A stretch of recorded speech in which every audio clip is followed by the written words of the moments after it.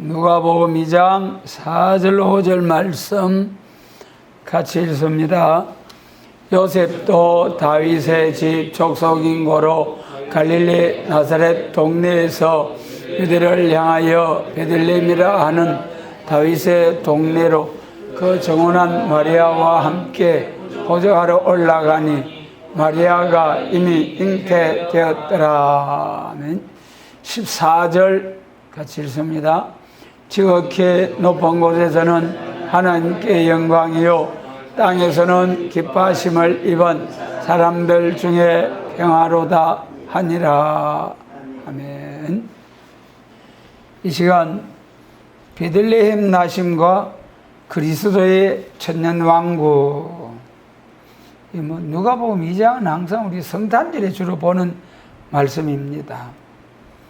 그런데 이제 이 시간 또 한번 보게 되는 것은, 이 시간의 말씀의 목적은 베들레헴에 나신 예수님보다도 재림하셔가지고 그리스도 왕국,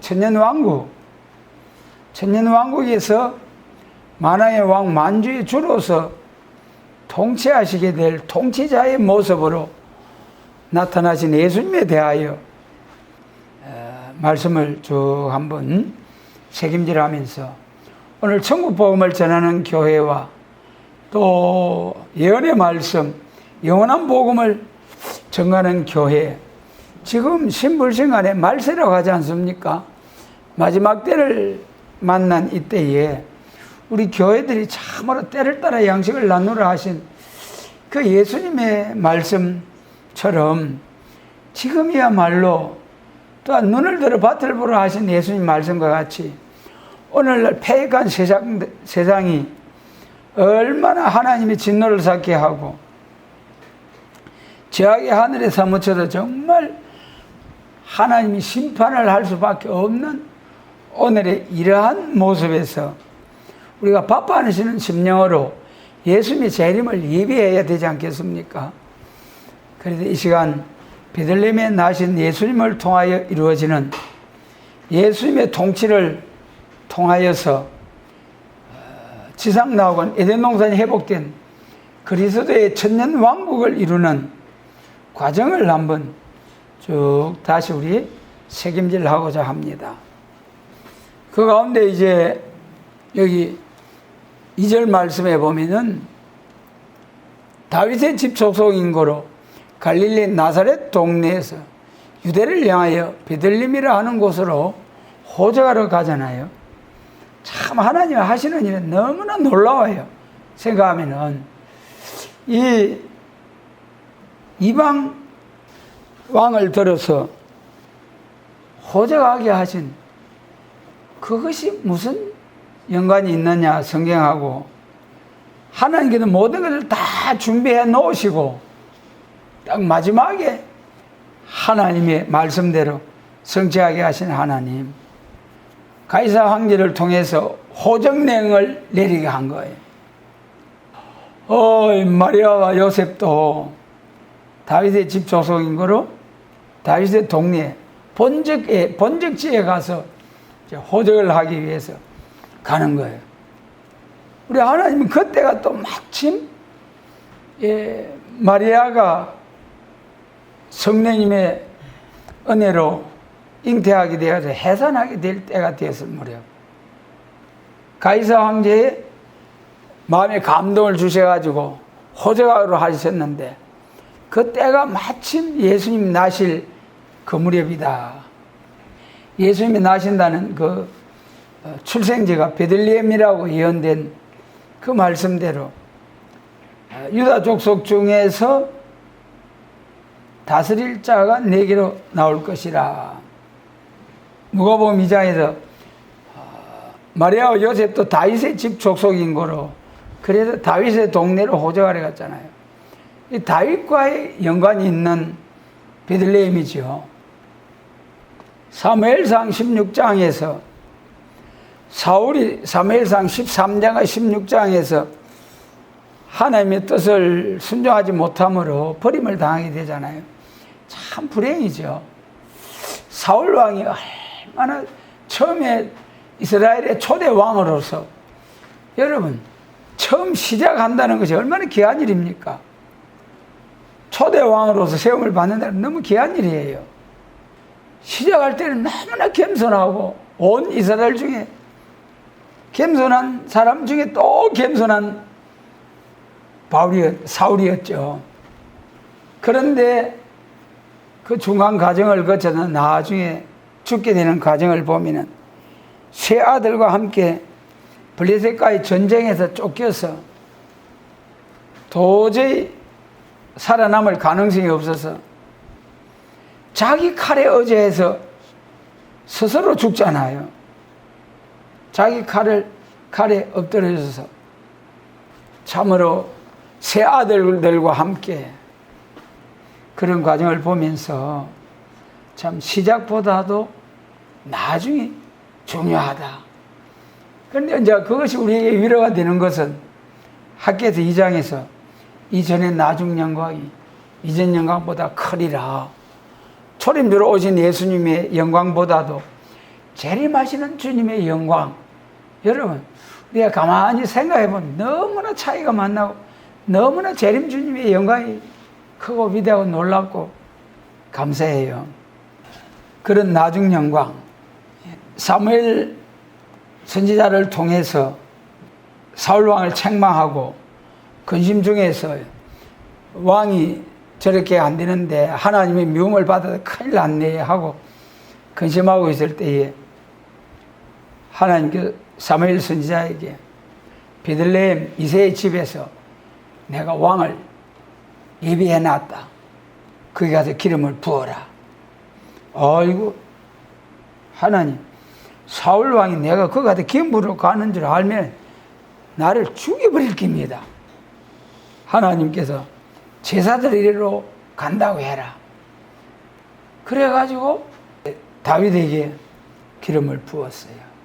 베들레헴 다윗의 동네.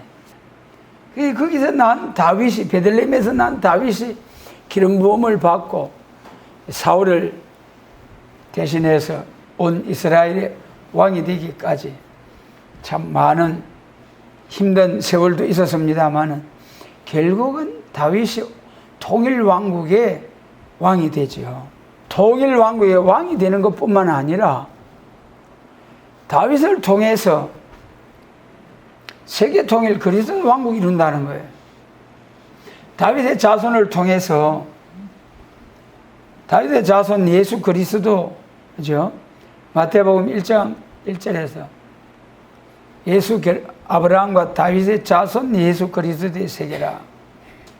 다윗의 자손 예수 그리스도, 그리고 예수님의 그 초림과 재림, 다윗의 자손으로 오신 예수님 초림과 재림을 통해서 그리스도의 왕국이 이루어지는데, 그것을 이사야 9장에서 다윗의 왕국이라, 누가복음 1장에서 마리아에게 나타나서 또 내가 낳을 아들을 통해서 왕국이 이루어지는데 큰 자가 되겠고 야곱 집에서 다윗의 위를 가지고 영원히 왕노릇할 아들이다.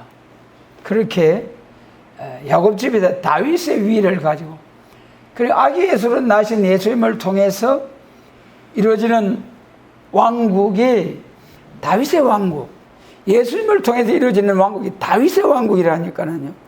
여러분, 얼마나 대단한 일입니까? 다윗이 시련도 많았습니다만은 결국은 다윗 왕국의 시조가 되는 그런 복을 받게 되었습니다. 그 다음에 이제 이 베들레헴 에브라다야, 베들레헴, 예수님께서 통치자로서 만화의 왕 만주의 주로서 다스리게 되는 그리스도 왕국이 이루어지게 될 때에 그때 이루어질 말씀을 자세히 말씀하신 것이 미가서 5장이죠. 미가서 5장에 가서 보겠습니다. 미가서 5장 2절 말씀에 보면은 2절 하반절에서 이스라엘 다스릴 자가 내게로 나올 것이라. 그의 근본은 상고의 태초니라. 태초이니라. 상고의 태초. 우리 예수님에 대한 말씀은 여러 가지로 이제 나타나고 있습니다. 이 말씀이 간단하게 말씀드리자면은 신성과 인성을 가지신 예수님이시다. 우리 인간의 죄를 대속하시고 구주가 되기 위해서는 반드시 신성과 인성을 가지신 분이라야만이 인류의 죄를, 인간의 죄를 대속하시고 또 구주가 될 수 있다는 거죠. 왜 그렇습니까? 창세 이후 아담, 하와 이후에 모든 사람은 원죄 아래에서 태어나잖아요. 우리가 사람이 다 태어나가지고 아담과 같은 선악과 따먹지 않아도 전부 다 죽잖아요. 왜 그렇습니까? 원죄 때문에. 아담과 하와의 자손으로 태어난 모든 사람들은 전부 다 유전적인 원죄 아래서 선악과의 죽음의 질이 유전되어서 다 죽는 거예요. 그렇기 때문에 어느 누구도 우리 모든 사람들이 아담과 하와의 후손은 죽어도 자기 죄로 죽는 거예요. 전부 다. 거의 로마서 3장에서 의인은 없나니 하나도 없다 했잖아요. 죄와 상관없는 사람. 우리 사람들은 원죄 아래 태어났기 때문에 살아가면서 또 자범죄 아래 또 자범죄를 범하게 되고 그로 인하여 또 죽게 되고 그런 가운데서 이제 하나님이 정하신 때가 되어서 베들레헴에 약속하신 말씀대로 메시아 그리스도를 보내주시는 거예요. 그 메시아 그리스도는 2절 하반절에서 그의 근본은 상고의 태초이니라. 신성으로 오신 예수님. 우리의 구주는 신성만 가지고 구주가 될 수 없다는 겁니다. 왜 그렇습니까? 신으로 오셔가지고 우리 사람의 죄를 대신할 수가 있느냐. 히브리서 9장 22절 피 흘림이 없은 적 사함이 없느니라. 사람으로 태어나서 죄 아래 태어난 사람은 반드시 피를 흘리고 죽어야 돼. 죄값을 치러야 돼요. 그 우리의 죄값을 위해서 예수님께서 대속의 제물이 되기 위해서는 다른 사람의 죄를 용서하기 위해서는 죄와 상관없으신 사람이 다른 사람의 죄를 위해 죽어주셔야 된다. 구약 짐승의 제사는 예표적인 예언적인 역사죠. 그래서 참 중요한 것은 구약시대에 그 엄청난 피의 제사를 드렸잖아요. 그러나 그 피의 제사는 전부 다 예표적일 뿐이고 그 짐승의 피가 사람의 죄를 속하지 못한다고 분명히 히브리 10장 4절. 그러니까 반드시 사람이 원죄와 자범죄와 상관없는 사람이 다른 사람의 죄를 위하여 대속의 제물이 되어 주셔야 된다. 그런 사람은 천에 아무도 없잖아요. 그래 하나님께서 독생자를 보내시고 독생하신 예수님께서 십자가에서 다 이루었다 하시면서 운명하신 예수님.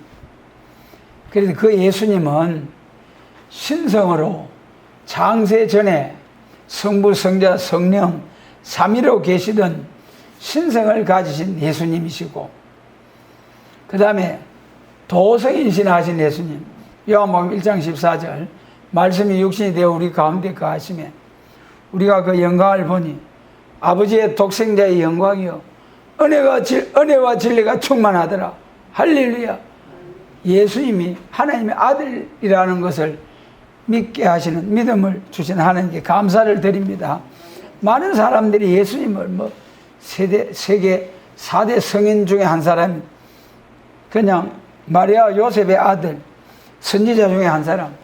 그러나 우리에게 지혜와 계시의 영을 주사 싹 흑암을 물리쳐서 예수께 하나님의 아들 되심과 그를 믿음으로 구원을 얻게 하시는 이 예수님이라는 걸 믿게 하신 그 은혜, 그 사랑 좀 감사합니까? 감사해야 돼요. 감사해야 돼요. 이 놀라우신 예수님의 사랑, 예수님 십자가 공로 아니면 우리가 다 지옥 가야 돼. 지옥. 전부 다 지옥 가야 돼.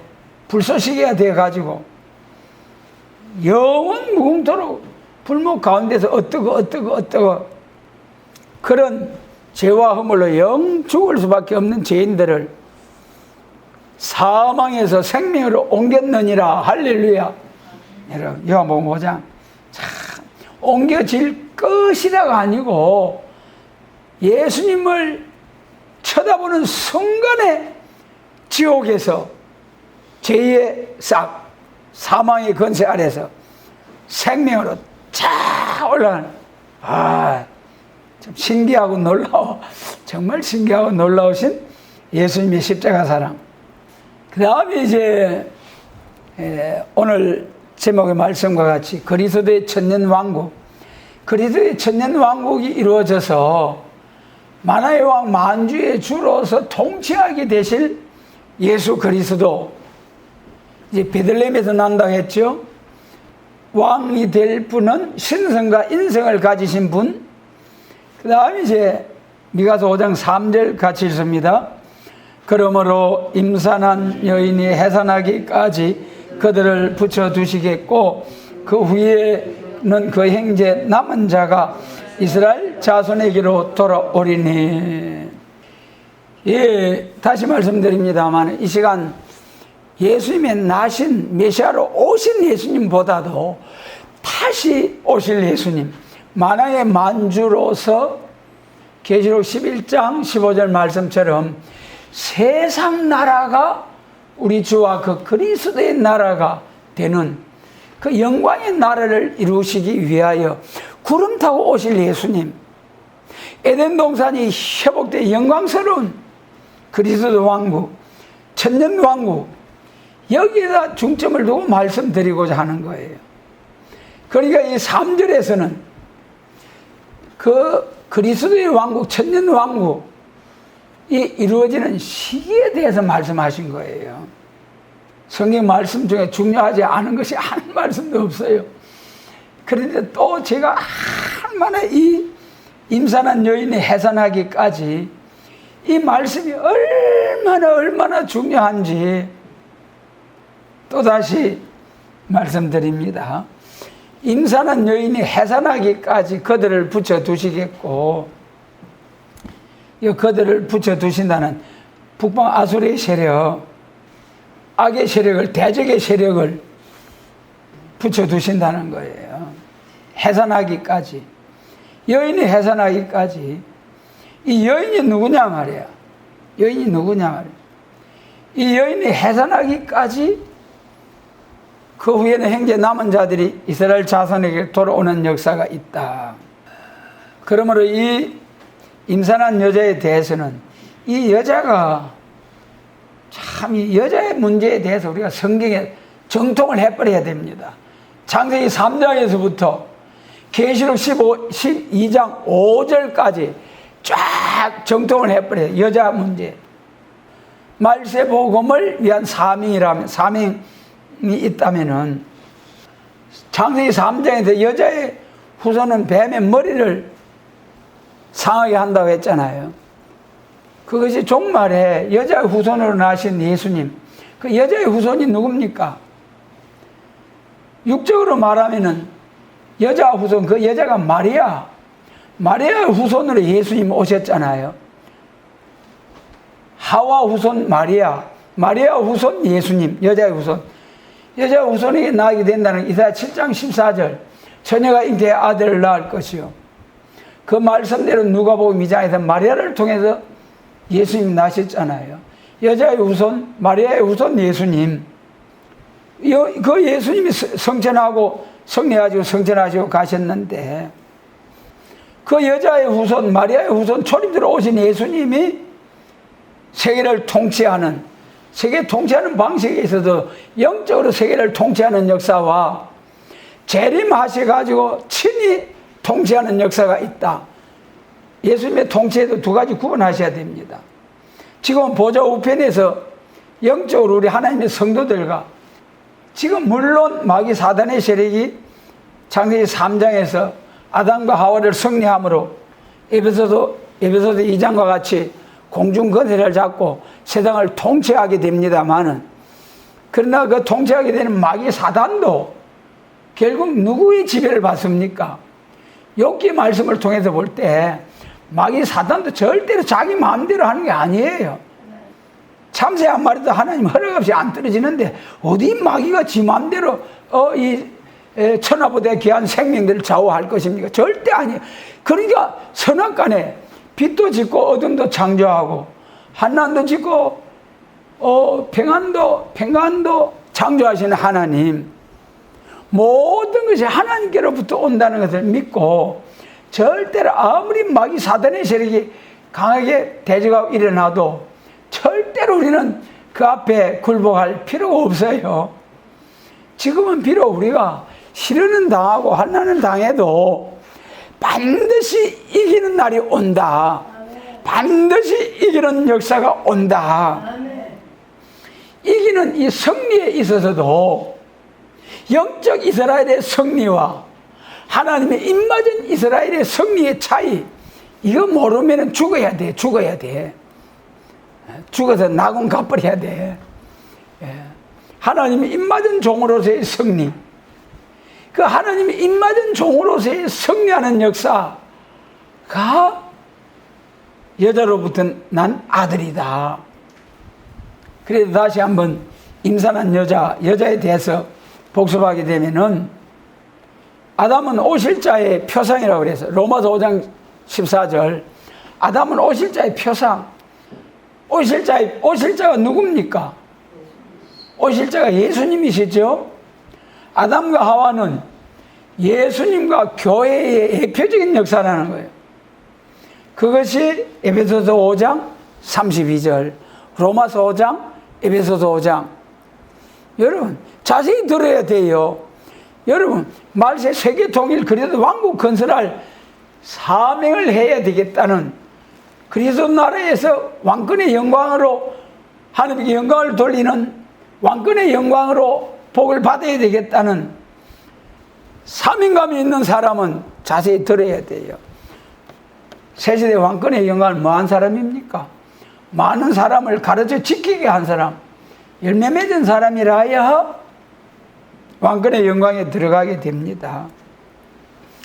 그러므로 입맞은 종이 되어서 많은 사람에게 가르치기 위해서는 기도 상달, 기도 향이 채워져서 또 무장이 되어져야 되겠고, 그 다음에 하나님의 말씀으로 무장이 되어가지고 말씀을 가르쳐 지키게 해서 열매 맺어야 왕권의 영광 들어가는 거예요. 이 시간 같이 예배 드린다 해도 많은 사람을 가르쳐 지키게 하는 그 사명을 감당하지 못하면은 왕권의 영광은 되지 못하고 종교는 들어가겠죠. 그러니까 여러분 예배 1시간 놓치지 않으려고 애를 써야 됩니다. 말씀을 한마디라도 말씀에 새겨가지고 제목 하나라도, 신앙 저도 그래요. 예배 들으러 지나고 나면 그걸 깊이 생각하지 아니하면 제목도 잊어버리고 성경 본문도 잊어버리고 그래요. 여러분 제가 그러니 듣는 사람들 오죽하겠습니까? 교회 예배 드리고 교회 문 닫고 나가면 다 반납하고 나가는 그런 성도가 되면, 마당만 밟는 성도가 되면은 내 코에 연기 같은 그런 예배 드리면은 죽어서 천당 가야 돼. 그래 안 하면 죽어서 불못 가. 여러분 이 마지막 종말의 오메가의 역사 심각하게 받아들여야 됩니다. 에베소서 5장 22절로 32절 말씀까지 남편과 아내의 가족관계를 쭉 말씀하시면서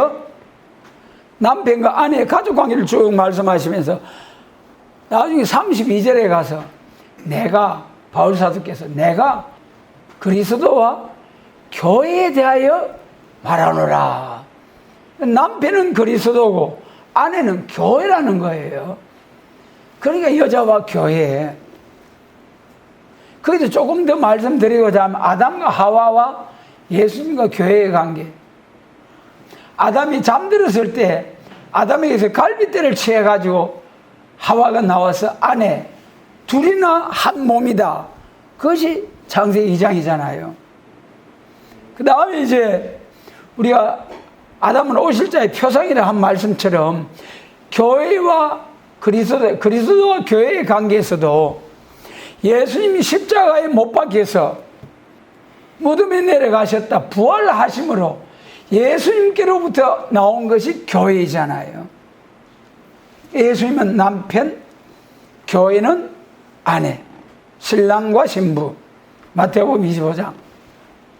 그러므로 여기 여자가 교회라는 것을 확실히 이해가 되셔야 계시록에서 바로 계시록을 증거할 수 있는, 계시록 12장에서 여자가 아들 낳았잖아요.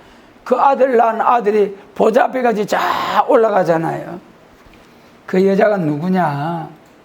세상에 계시록 6장 흰말 단자를 적거려서 하는 적거리소서라고 하면서 계시록 12장의 이 여자를 육적 이스라엘과 예수님 또는 마리아와 예수님, 그러면서 이 여자는 말세 사명자들 낳게 될 참된 교회, 예수님의 재림을 영접할 교회다, 이렇게 말하면 막 벌떼같이 일어나서 그거 몇 단이야 하면서 막 뭉개버리려고 하는 오늘의 이 교회의 모습. 그런다 할지라도 우리는 감사하시기 바랍니다. 이런 좁은 길 과정에 가야 나중에 끝에 가서 복받게 된다고 하셨으니, 그러므로 이 임산한 여인이 해산하기까지, 이 임산한 여인은 계시록 12장 5절의 여자다. 그 여자가 해산하기까지 그들을 붙여 대적 원수가 득세를 한다는 거예요. 그리고 그 후에는 그 형제 남은 자가 이스라엘 자손에게 돌아오리니, 기독교 종말에 여자가 낳는 아들이 있고 먼저 돌아오는 역사가 있고, 그 다음에 또다시 모으는 역사, 모으고 또다시 모으는 역사가 있다. 그것이 우리 계시록 7장에서 보면은 예수님 재림하실 때 영육 구원받는 과정이 두 길이 있는 것이 나타나잖아요.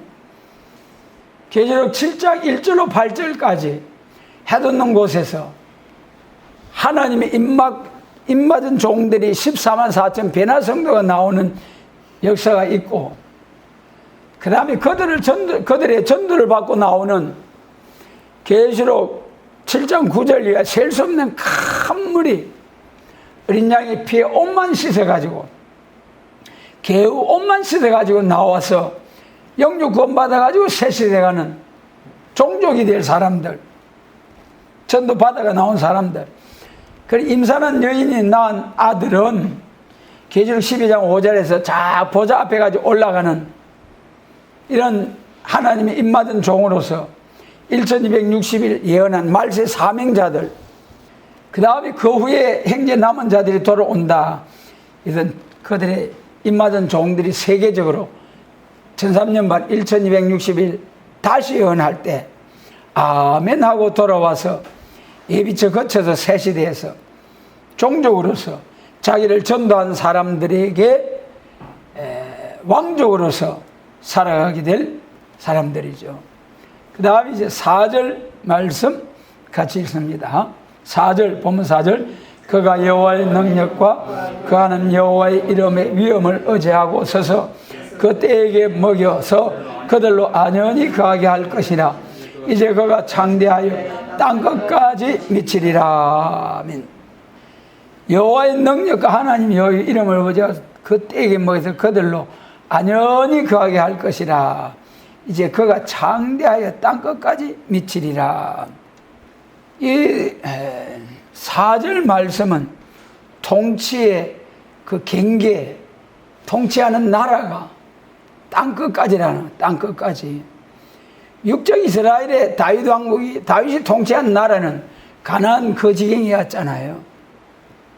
그러나 여자가 낳은 예수 그리스도를 통하여 또 예수님 재림하실 때에 참된 교회를 통하여 나온 입맞은 종 14만 4천 베나 성도와 셀 수 없는 큰 무리들은 이제 땅끝까지 창대하여서 그리스도 왕국이 이루어진다. 여기 본문의 말씀에 여호와의 이름의 위엄을 의지하고 서서 그랬어요. 여호와의 위엄이 뭐냐면 심판의 복음이에요. 초림주로 오신 예수님은 죽어주러 오신 예수님, 악의로 오신 예수님, 죄인을 불러 어렵다함을 주러 오신 예수님. 그 4절에다가 누가복음 5장 32절 초림주로 오신 예수님과 재림하시는 예수님과 차이점. 재림하실 예수님은 이사야 24장 15절로 16절 여호와의 위엄을 인하여 동방에서부터 여호와를 영화롭게 하는 역사가 있다. 이사야 7장 2절과 같이 해돋는 곳에서 하나님의 인치는 역사가 나타나는 것은 이사야 24장에서 동방에서부터 여호와의 위엄을 인하여, 여호와의 위엄은 재림과 심판의 복음입니다. 용서 없는 심판에 주러 오신, 여러분 예수님 재림하실 때도 죄인 오라 하실 때에 불러주소서 그 노래 부르면서 예수님의 재림을 기다리는 오늘의 교회들 참 큰 바보들이에요. 히브리서 9장 28절에 뭐라고 했습니까? 죄와 상관없이 자기를 바라는 자들이 두 번째로 오시리라. 예수님 재림하실 때 영육 구원이잖아요. 몸이 구원을 받기 위해서는 몸의 죄 문제가 해결돼야 돼요. 몸의 죄가 해결되어야 몸이 죽지 않고 구원을 받잖아요. 예수님 죄를 심판하러 오시는 주님 앞에 죄인오라 하실 때 날 불러주소서. 그러면서 몸의 죄 문제를 해결함 받지 못하고 그런 모습으로서 예수님 재림하실 때 그때는 죽어야 돼. 죄를 심판하러 오신 주님 앞에 죄값 때문에 죽어야 돼. 그때 죄값 때문에 죽으면 지옥 가는 거야. 아무리 예수님 잘 믿어도 초림주로 오셨을 때 아무리 양잡아 제사 드려도 기록된 예언의 말씀대로 오신 메시아 그리스도를 믿지 않았을 때에 전부 다 그 제사가 하나님 안 받았잖아요. 예수님 오시고 나서부터는 성령 감리 이후부터는 예수님 이름으로 드려지는 제사를 받으시지 아무리 양잡아 제사를 드려도 상달이 안 되는 거예요. 마찬가지로 예수님 재림을 앞두고 몸의 죄까지라도 사함받는 말씀으로 심판에 주러 오신다는 예수님의 말씀으로 그것이 계시록과 선지서 말씀이잖아요. 그 말씀으로 읽고 듣고 지키는 교회, 다시 예언하는 교회, 그러한 교회로 발전을 해야 예수님의 재림을 영접하고 남은 교회가 되지. 이 비밀을 모르고 계속 영혼 구원만 부르시는 죄인을 구원하러 오신 예수님만 찾는 그러한 교회에 어떻게 예수님이 재림을 영접할 수 있겠느냐 그 말이에요. 그래서 참 아주 중요한 문제 이것이. 그래 이제 여호와의 능력 하나님이 여호와의 이름의 위엄을 의지하고 서서 사랑의 복음, 심판의 복음, 초림과 재림 이것이 구분은 안 돼가지고 이제는 재림과 심판의 복음을 전해야 할 때가 왔는데도 자꾸 사랑과 용서, 화평의 복음, 화목해야 된다. 심지어 나가서 저 용의 건세를 받고 나와서 교회를 멸절을 시켜버리라고 나오는 저 북방 짐승의 세력, 짐승 정권, 무신론 짐승 정권, 오늘날 우리 주변에 차별금지법, 성평등, 성해방, 성정치 이런 걸 들어가지고 강교한 무신론 공산주의의 그 용어 전술에 다 넘어가. 여러분 평등이 얼마나 좋습니까? 다 같이 공평하고 평등. 여러분 절대로 마귀 사단의 역사 다 넘어가. 이러한 때에 계시록과 선지서 예언의 말씀이 아니고는 절대로 남은 교회, 남은 종이 될 수가 없습니다. 심판의 복음, 악은 반드시 멸망의 비로 소재해버린다는 말씀, 악을 버리고 선을 택하신다는 이사야 7장 15절의 말씀, 반드시 악을 심판해버리고 남은 자들에게 악인들을 다 심판해버리고 사람을 악하게 하는 마귀 사단의 세력도 잡아서 1000년 동안 가두어버리고, 그리고 나니까 지상낙원 사람들이 전부 다 몸에 죄도 없는 사람들만 남아서 영육 구원 받아서, 그것이 에덴 동산 지상낙원 천년왕국, 그 때에게서 먹여서 안연히 그들로 거하게 할 것이라. 이제 그가 창대하게 땅끝까지 미치리라. 여기 이 땅끝까지 미치리라는 말씀의 내용과 사도행전 1장 8절에 땅끝까지 복음을 전파하리라 하는 다같이 같은 땅끝입니다만은 내용에는 사도행전 1장 8절과 여기 땅끝까지 미치리라 한 이 산이 2000년의 엄청난 세월의 기간이 있고, 다 같은 땅끝이라는 말씀이지만은 차이가 많이 있다.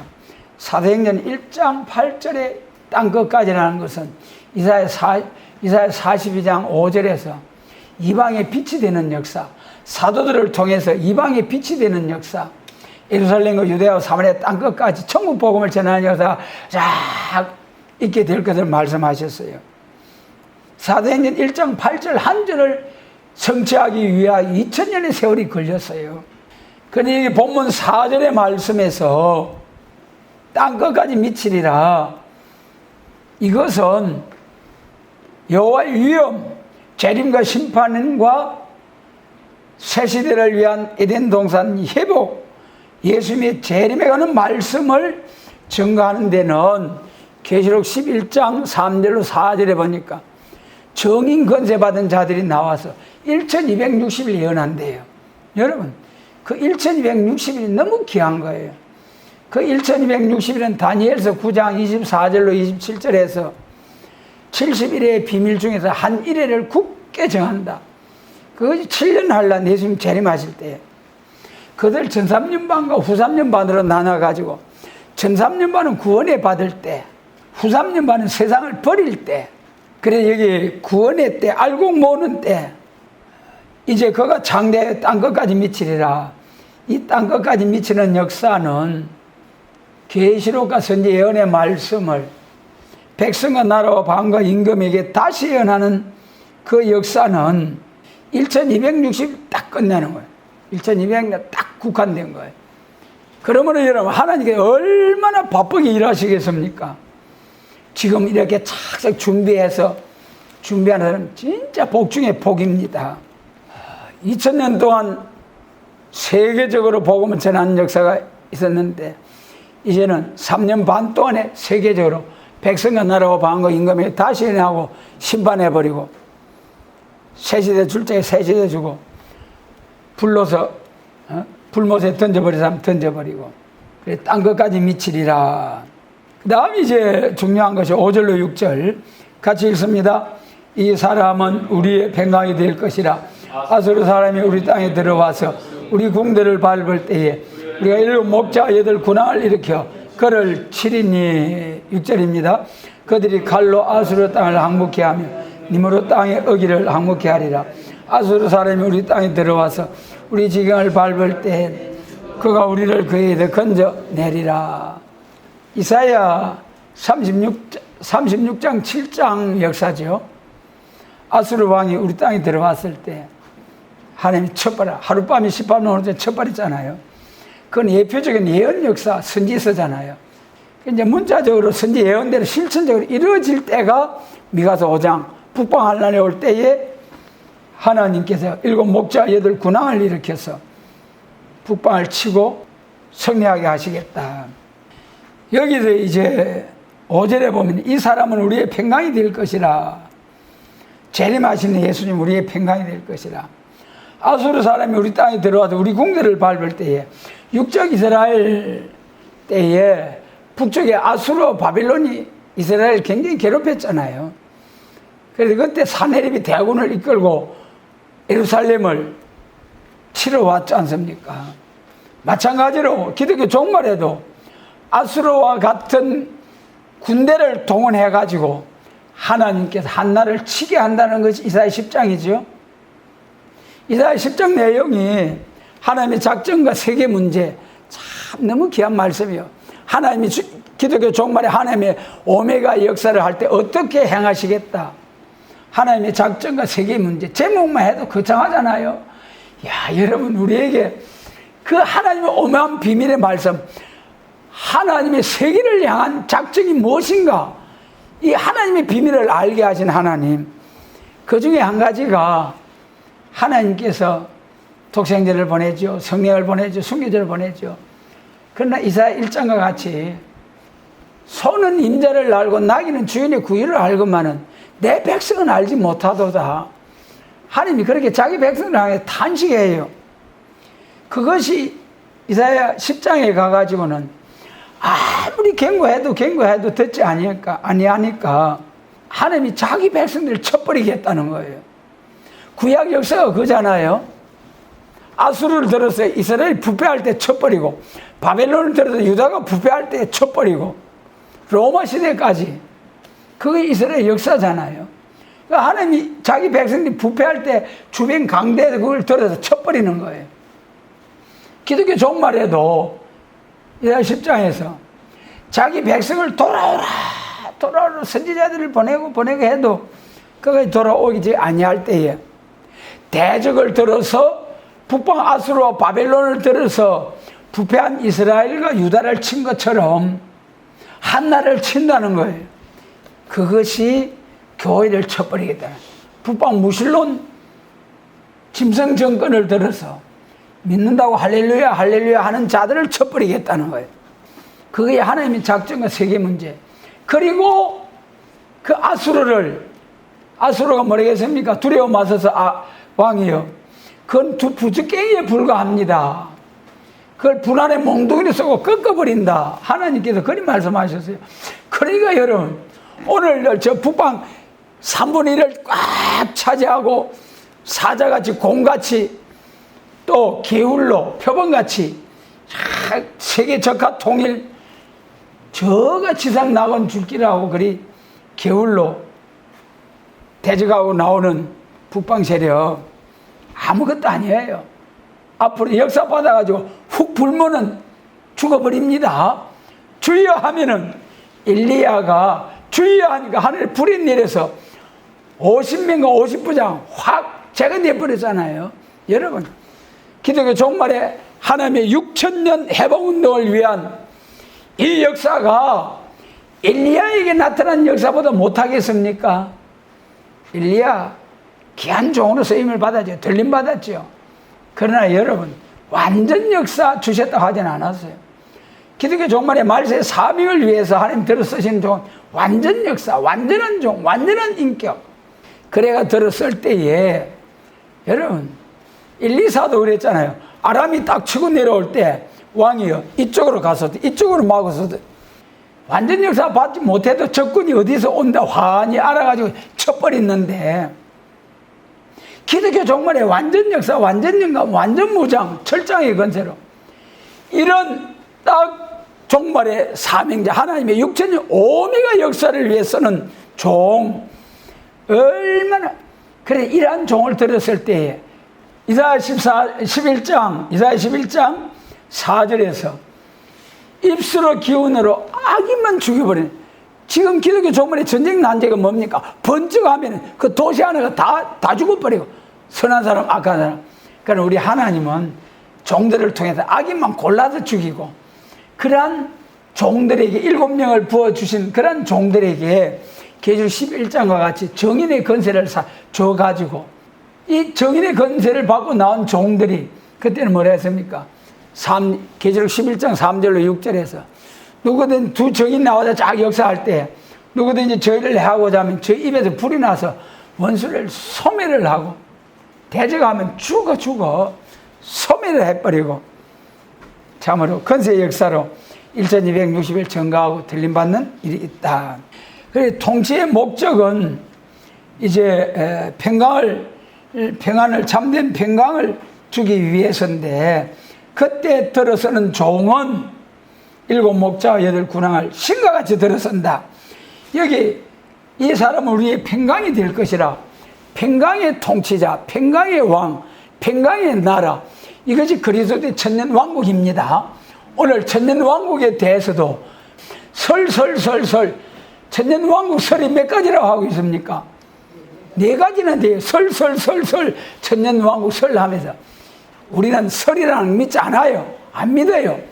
우리는 요한계시록 20장에 있는 기록된 말씀대로 문자적으로 천년왕국, 천년왕국, 그 나라 천년왕국만이 참된 평강의 왕국, 평강의 통치자 온다. 우리 지경을 밟을 때는 우리가 그를 건져내리라. 그 아수르가 자 우리 지경을, 그러니까 구약 이스라엘 시대에 아수르가 예루살렘을 치러 왔잖아요. 북이스라엘은 아예 망해버렸고 아수르한테. 그때 왔을 때 하룻밤 기도로 시체를 만들어버렸잖아요. 그것이 기독교 종말에는 스가랴 6장 8절 그 적어놔요.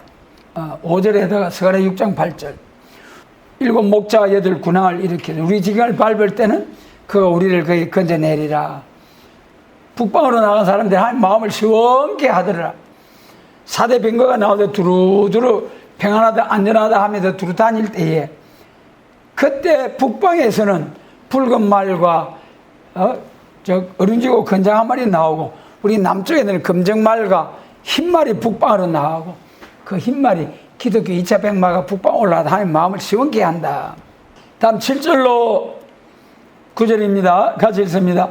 야곱의 남은 자는 많은 백성 중에 있으리니 그들은 여호와에게서 내린 이슬 같고 풀이 내리는 담배 같아서 사람을 기다리지 아니하며 인생을 기다리지 아니할 것이며, 야곱의 남은 자는 열국 중과 여러 백성 중에 있으리니 그들은 숯불 짐승 중에 사자 같고 양떼 중에 젊은 사자 같아서 만일 지나간 데 밟고 찢으리니 너희 구원할 자가 없을 것이라. 내 손이 내 대적 위에 들려서 내 모든 원수를 진멸하기를 바라노라. 아멘. 할렐루야. 이야, 이렇게 신과 같이 들어서서 북방 세력을 깨끗이, 여기 북방 세력이라는 것은요, 지역적으로 북방뿐만 아니라 사상적으로, 신앙적으로 북방 세력. 오늘 이 연의 말씀 아니고는 전부 다 복음적으로, 사상적으로, 무신론 사상, 또 거짓 선지가 되어가지고 참선지, 참된 교회를 대적하는 역사. 남은 자로 왕국을 이루는데 예수님이 평강의 통치자로 통치하게 될 때에 남은 자로 왕국을 이룬다는 거예요. 그 남은 자가 어떻게 나오느냐. 아수르 사람이 우리 땅에 가서 우리 지경을 밟을 때에, 그래 이 앞으로 3대 화가 있잖아요. 오열하는 중동전쟁, 아마게돈 전쟁. 이거는 중동전쟁입니다. 이것은 북방 환란이 올 때에 하나님께서 숯불 짐승 중에 사자 같고 양떼 중에 젊은 사자같이 종들을 일으켜서 북방 아수르의 세력을 쳐버린다는 거예요. 이런 군대가 돼야 됩니다. 이런 군사가 원하는 대로 장으로 땅을 치는 신의 사람 되기 위해서는 7절이 중요합니다. 지금 우리가 아직 큰 역사가 없죠. 그러나 담비 같은, 이슬 같은 지극히 보이지도 않고 오는 그런 표적도 없고, 그럴지라도 계속해서 이 말씀 붙들고 은혜가 없어도 예배드리고 남은 자가 되고, 그러면 그런 사람들에게 인생을 기다리지 아니하고 주님의 말씀 붙들고 나가는 자들에게 새 힘을 주셔가지고 9절과 같이 내 원수를 진멸하기를 바라노라. 예, 여러분, 여러 백성 중에서는 숯불 짐승 중에 사자 같고 양떼 중에 젊은 사자같이 해서 지나간 적 밟고 찢으리 너희 구원할 자가 없으리라. 승리합니다. 그래서 이 사자도 계시록 13장과 이 사자와 분별이 잘 돼야 됩니다. 같은 사자라는 단어라고 해서 같이 보면 원수가 적군과 아군을 구별할 분별을 못 해가지고 자기가 자기 백성들을 죽여버리는 미디안의 군사들과 같은 그런 어리석은 군대들이 될 수가 있어요. 그러므로 여러분, 아무리 힘들고 괴로워도 평강의 통치자 예수님께서 통치하는 새 시대가 반드시 오는 데 있어서는, 말씀대로 새 시대가 오는 데 있어서는 참된 평강을 주시기 위해서, 그리스도의 천년왕국을 이루기 위해서 오시는 그 역사는 반드시 있게 되는데, 그때 들어서는 용사들이 있다. 재림하실 때 신랑으로 오시는 주님을 영접할 수 있는 신부들이다. 이 사람들은 인마전종 14만 4천들이다. 예수님 평강의 통치자로서 통치하게 될 때에 그 영광의 나라에 들어가는 성도들은 모으고 또 모으는 역사가 있다. 그것이 계시록 7장에서 인마전종과 셀 수 없는 큰 무리가 있다.